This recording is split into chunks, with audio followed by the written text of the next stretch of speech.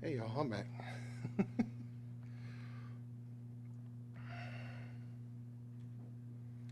Pardon me a moment while I get my tech to work.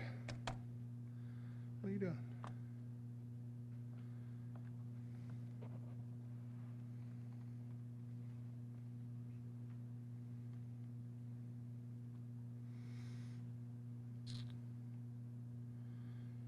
There we go. Here we go. All right. Sorry, y'all. Of course, it would start immediately giving me trouble. I showed up 2 hours early to try to get tech to work the way I wanted it to, and it still didn't. And now, even now, it still wanted to mess with me.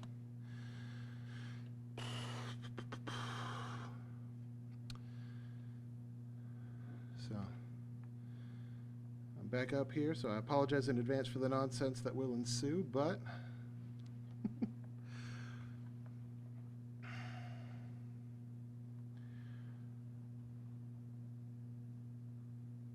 I want to start with, again, a question. What makes us strong? What makes a man, as it were? I recall a while back, Jeremiah was very young, 6 or so probably, and we were down in Lancaster, had a big old storm, and blizzard rather, snowstorm. And we went outside and we were walking around in it, and we hadn't like prepped really well for this blizzard. It kind of snuck up on us, so he was in warm clothes, but not quite enough. None of us were. But we were walking around. He started it's really cold. Like, this kind of stinks. Like, he only had one pair of gloves on, and they were already kind of getting wet. But I remember someone telling him while we were there, hey, man up. You got to toughen up. And I was like, what are you telling him to man up for? He's got to toughen up. Man up. What does man up mean? I remember him kind of, huh? It's not a verb one can do. It's not clear instructions, is it? I think a lot of the time, American culture wants man up to be, men are supposed to man up, shoulder things, deal with things without complaining about stuff. But I think I want to talk more about strength anyway, because at the end of the day, women are expected to do the same thing, aren't they? It's just when you're a man and you're not considered manly enough, you seem to be lacking a trait. But when a woman wants to complain about things not being the way she wants, she gets called a word I'm not going to say up here.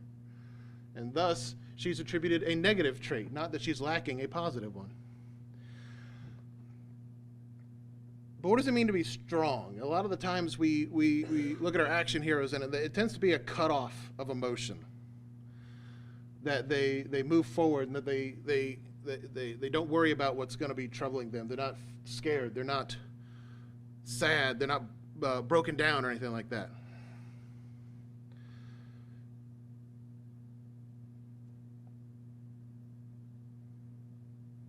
And I will admit, I was working a couple weeks ago on someone's door at work, trying to fix a lock drive in there, and I had my earbuds in, listening to some music. And I'd heard the song a million times before. All y'all know the song. And I just remember this epiphanal moment that got me writing again as I'm listening to the song. For some reason, it hit me in particular. I'm trying to clean up my tools.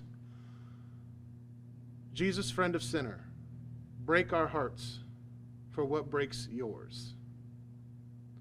And I remember setting my ladder back down for a second. And then picking it up and getting my stuff done, because I had other stuff to do. And I will admit, I personally do not cry very often. I can only remember a few moments of breaking down and crying in my life, typically related to death and grief. But even then, I remember restraining myself a lot.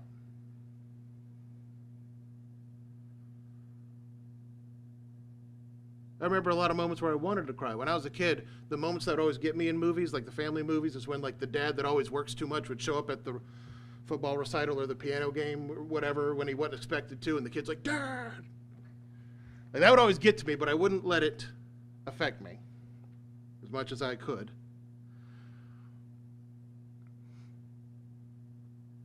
There are a lot of times where, like in serious life moments, I held back emotion, but I wouldn't let it affect me. And even as recently as I've become aware of it and tried to let some of those guards down,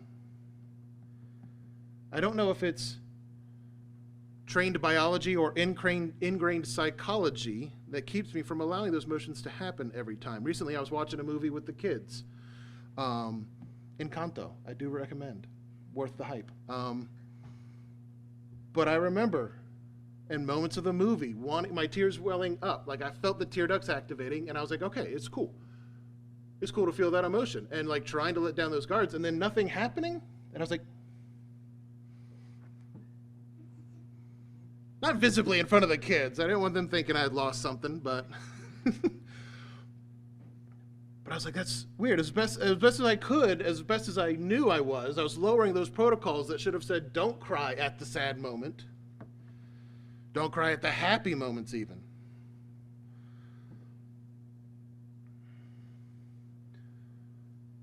But what does that mean when we don't allow ourselves to feel those emotions? I will, Em, can you hit those lights real quick? I'm going to pop something up here. Again, this is the tech I wanted to work earlier, but now I have to do it off my phone. So while I still can get the tech to work, do the thing. Ah, good, cool. Nope, that's not what I wanted. Dang it. Let's do it.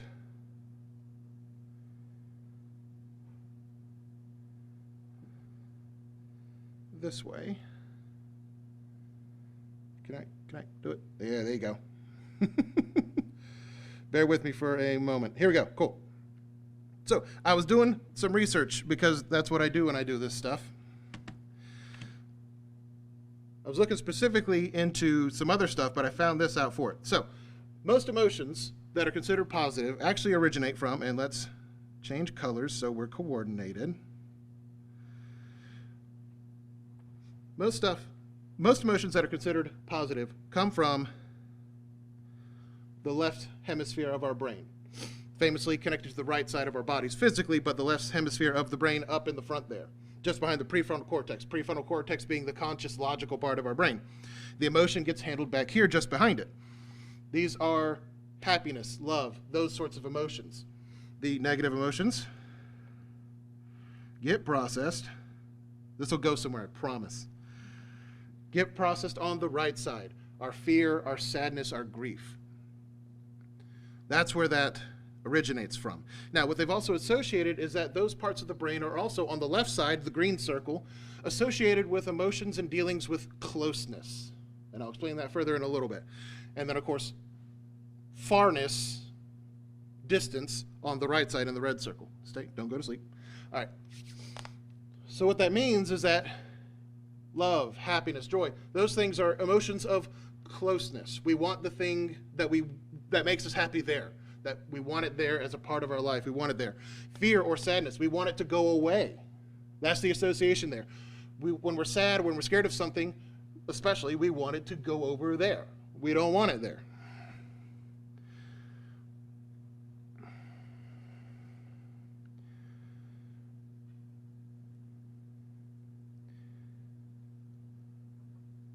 Here's the thing. Anyone want to guess where anger is?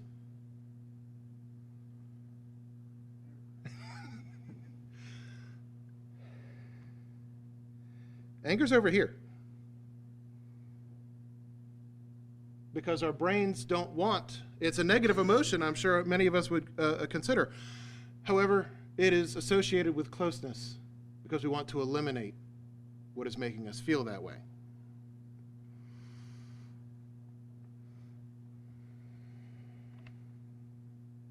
A lot of those times where I feel like I am going to be expressing something and I want to hold that back, I can feel myself almost bury into that anger a little bit, trying to fight back the thing.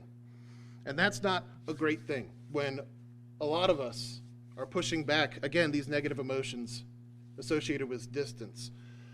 Because pushing those back, it generates a tension in us. I'm sure we've all seen a horror movie at some point, even if it's not our forte. We've seen a horror movie at some point. We have those moments where right before the jump scare happens, we have that tension, we have that build up, the dude's on the violin or the theremin or the hydrophone, and the notes are just getting higher. And it's building up and they're getting more rapid and so that, and then the jump scare happens, and then you calm down a little bit. It's a stress and release form of storytelling, but that's just how emotions work as well. They have this build up, and then you have a release of the expression of that emotion. If you do not allow those things to express, they build up. Imagine a jump scare that never comes. You're watching the movie, and the dude with the violin's hand is just cramping because he's just getting higher and higher, and he can't do nothing because nothing's happening.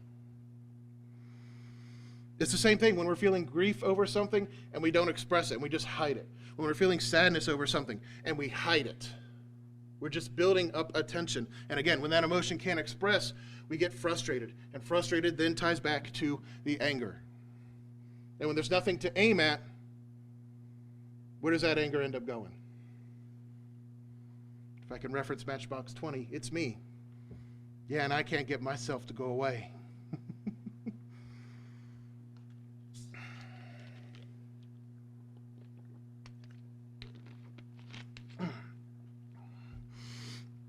To go off on the neuroscience, and please, I only have a cursory understanding of any of this. I'm just scratching the surface. Don't think me an expert.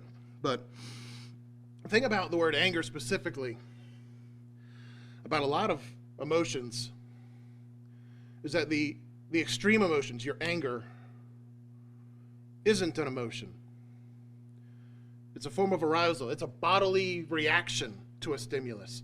And arousal in a neuroscience sense isn't, colloquially, we tend to think of arousal in a sexual manner. But arousal is just where your body has gotten to a point where it needs to react. The arousal point of fear is panic. The arousal point of, that sexual desire becomes that. The arousal of frustration, of just being mad about something, of being upset, becomes anger. And what happens when we reach the arousal point is that our body is flooding us with those neuroreceptors and those hormones, which again, colloquially, we all associate with sexual stuff, but it's all of it. Joy, happiness, sadness, all of it is attached to these hormones. And it turns off what I mentioned earlier, that prefrontal cortex. We're not thinking anymore. It turns that off because it wants us to move off instinct. It wants us to do what we have to do to survive. We kick into survival instincts. So yeah, to reference the horror movies, when people make dumb decisions that end up letting the monster get them, that sometimes it's, yes, lazy writing. Sometimes it is panic. You're not going to make the smart decisions because prefrontal cortex is off. When you're angry and you say something dumb to someone,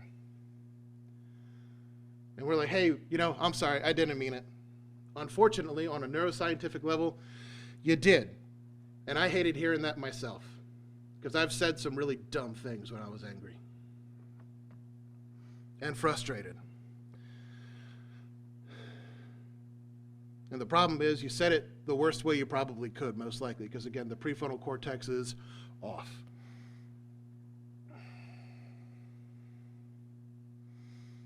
And I think we have this reference. Not a single circle drew up there, did it? It did? Okay. Okay. Got really worried something went wrong here. All right.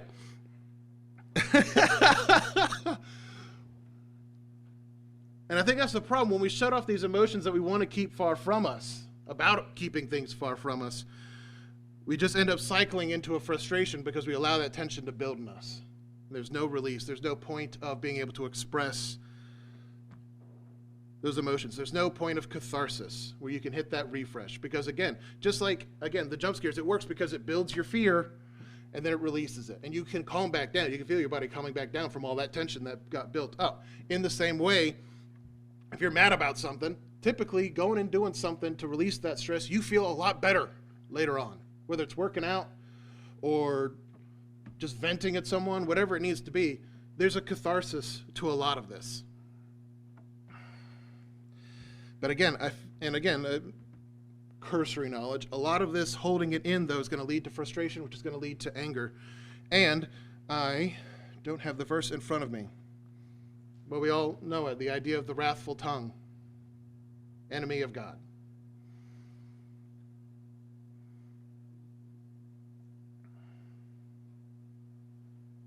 That we allow ourselves, let me go ahead, I'm done with the brain thing. We can go ahead and hit the light again. For now.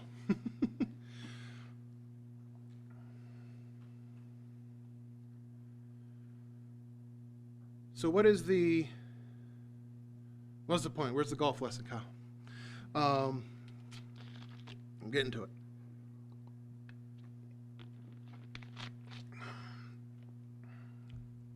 What makes us strong?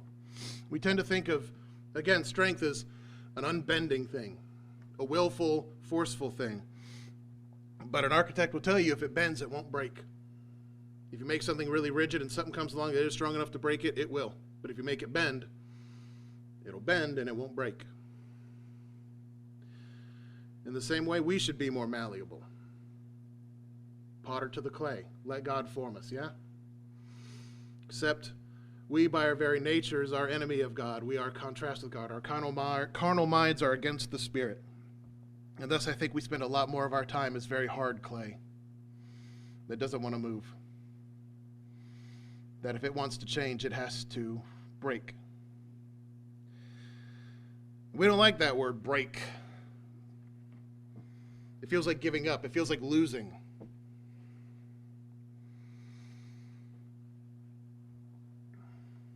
And if we are by our nature rigid and stubborn, like the dogs returning to their own vomit, how in our rigidity do we become what God needs us to be? How do we move forward? At first I was thinking about the analogy, a lot of modeling clay that artists use gets fortified with other stuff. They'll fire clay and then just smash that to dust and incorporate it into new clay that doesn't have any in it to kind of fortify it. But I think the metaphor falls apart there, is that it's introducing new clay, and it feels more about legacy than it does about anything else. But I found a better one, I think. I got to it sooner than I thought I would. Emily, do you mind hitting the lights again? While I stumble through my tech.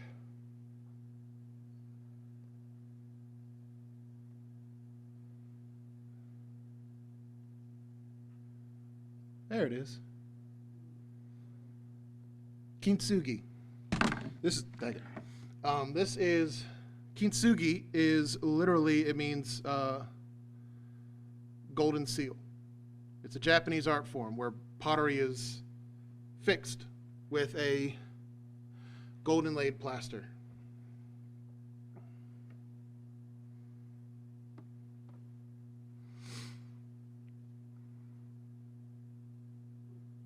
We can break, but what fills the gaps?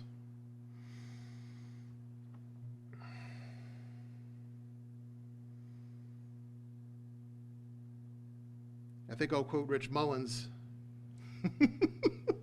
as I am wont to do.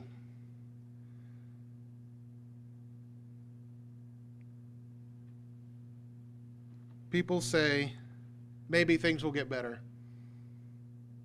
Maybe it won't be long. Maybe you'll wake up tomorrow and it'll all be gone, but I only know that maybe is just ain't enough when you need something to hold on to. There's only one thing that's clear. There's bound to come some trouble in your lives, but that ain't nothing to be afraid of. There's bound to come some tears up in your eye, but there ain't no reason to fear. There's bound to be some trouble in your life. Reach out to Jesus. Hold on tight. He's been there before, and he knows what it's like to find peace.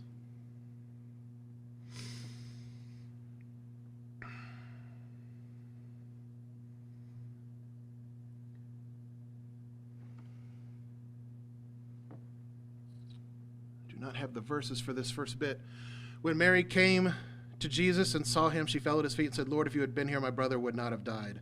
When Jesus saw her weeping, and the Jews who had come with her also weeping, he was deeply moved in spirit and troubled. "Where have you put him?" he asked. "Come and see, Lord," they answered.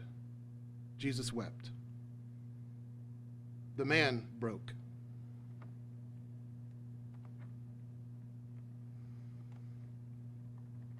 In Luke 19, now as he drew near, he saw the city and wept over it, saying, if you had known, even you, especially in this your day, the things that make for your peace, but now they are hidden from your eyes. For days will come upon you when your enemies will build an embankment around you, surround you, and close you in on every side, and level you, and your children within you to the ground, and they will not leave in you one stone upon another, because you did not know the time of your visitation. The man broke.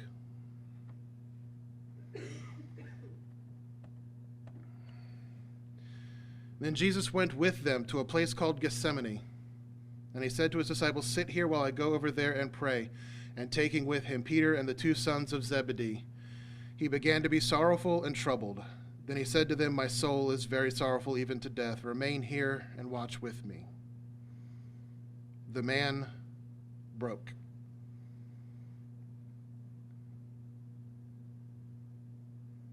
Now in the 6th hour there was darkness over all the land until the 9th hour. About the 9th hour Jesus cried with a loud voice, saying, Eli, Eli, lema sabachthani? That is, my God, why have you forsaken me? Some of them who stood there, when they heard it, said, this man is calling Elijah. Immediately one of them ran and took a sponge, filled it with vinegar, put it on a reed, and gave him a drink.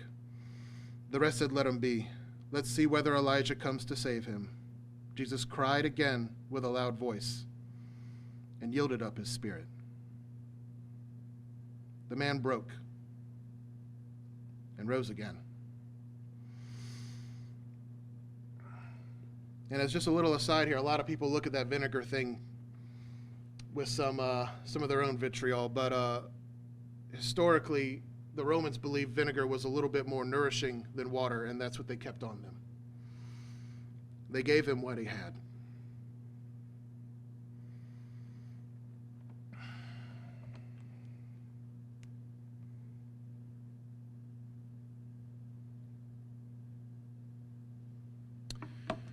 We can break. Christ and his Holy Spirit, the Comforter he sent, can fill us back in. And you look at those bowls, they aren't complete. All the pieces are there, and it's a whole bowl, but some of it got left behind. And that's okay to give up little bits of yourself where Christ can fill in, to become a greater work of art than you were before.